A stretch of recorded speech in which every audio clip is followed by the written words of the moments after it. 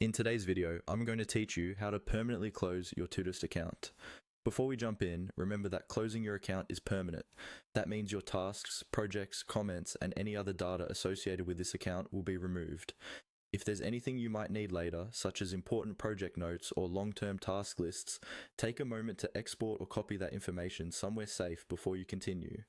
When you're ready, start by opening Todoist in your web browser and signing into the account you want to close. Once you're on the main Todoist interface, look toward the upper left area of the screen. You should see your profile icon or avatar.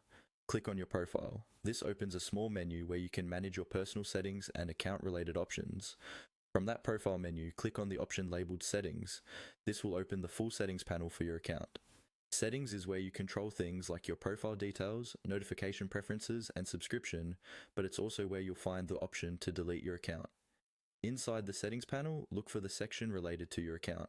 It may be called Account or something similar, and it's usually listed along the left-hand side or in the top navigation within the settings page. In that account section, you'll see an option that says Delete Account. Go ahead and click on Delete Account here. At this stage, you're not done yet. Todoist will typically show a confirmation screen to make sure you really want to proceed. On the confirmation page, Todoist will remind you that deleting your account is permanent and cannot be undone. Read through any warnings or notes carefully so you understand exactly what will happen. If you're certain you want to continue, look for the button that again says Delete Account. Click on Delete Account one more time to confirm.